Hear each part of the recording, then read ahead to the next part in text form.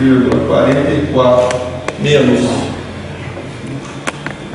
24,89,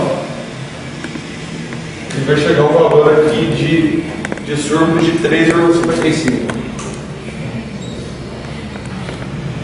Esse vai ser o excedente do consumidor. Só fazendo aqui receita, vai ser igual a preço vezes essa quantidade. Vai ser igual a 24,89.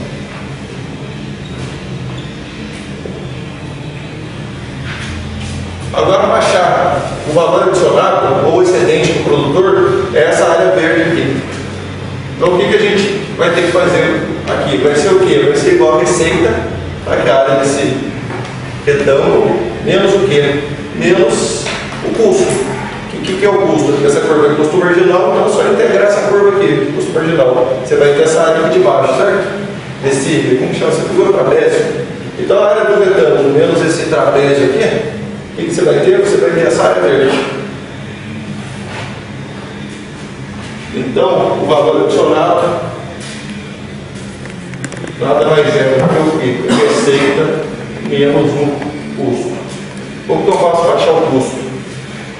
Receita, a gente achou o custo, vai ser integral do custo marginal de que vai ser igual a integral de 0 a 2,667 daquela função ali, 4 mais 2Q.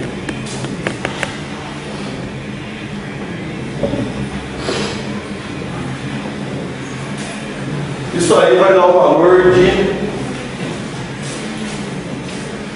17,77, Marcos. 17,77. Então, V vai ser igual a receita. Receita vai ser 24,89 menos o custo 17,77 e vai ser igual a 7,11.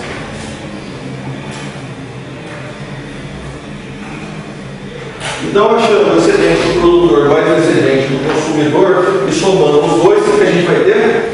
O bem-estar social agregado, que é o dado. Então, o dado é a soma de V mais S. O dado é V mais S. Vai ser igual a o V é 7,11 mais o S que é 3,55. Isso aí vai dar o valor de 10,6B. Então esse é o valor adicionado para esse problema aí.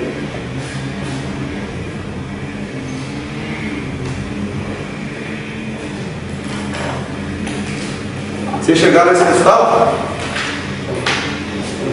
Então tá bom. Aqui só acho que é devolver o que está fazendo, mas você pode acrescentar mais consumidor, se você quiser, entendeu? Pode acrescentar mais produtores aqui, né? E daqui você vai ter o resultado que você deseja. Tá? Aqui embaixo é uma outra aplicação, tá? Que o Hector deu, acho que foi no mestrado, matéria de mestrado do ano passado, mas está mais relacionado com o negócio de prosumer, produtor e consumidor. Mesma coisa, você vai chegar a uma curva de produção e consumo agregado. Tá? Só que é o seguinte, ele limitou aqui, por exemplo, o valor da tarifa para a concessionária. Então, por exemplo, ele coloca aqui que a tarifa da concessionária é 8, por exemplo.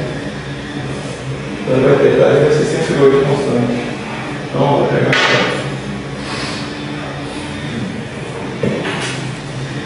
Então, como vai ser agora as curvas agora? Vai ser isso aqui, ó.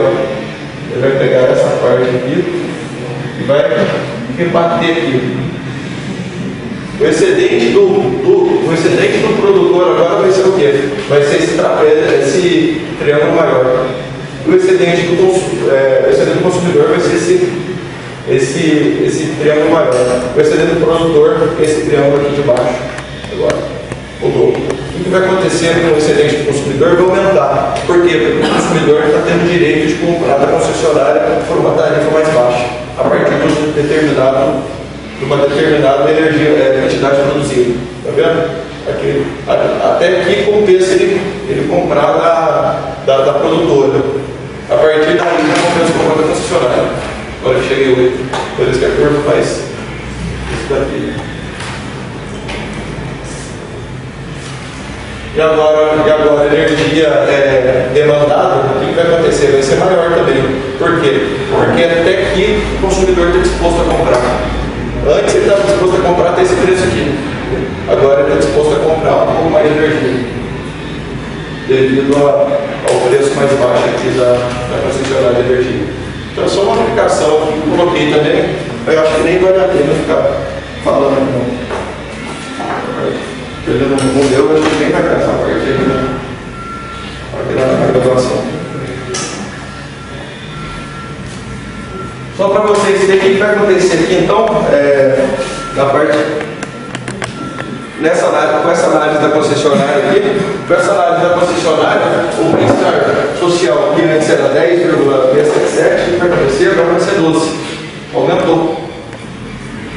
Então, ou seja, a entrada da concessionária com uma tarifa, por exemplo, mais baixa, faz com que o bem-estar social aumente.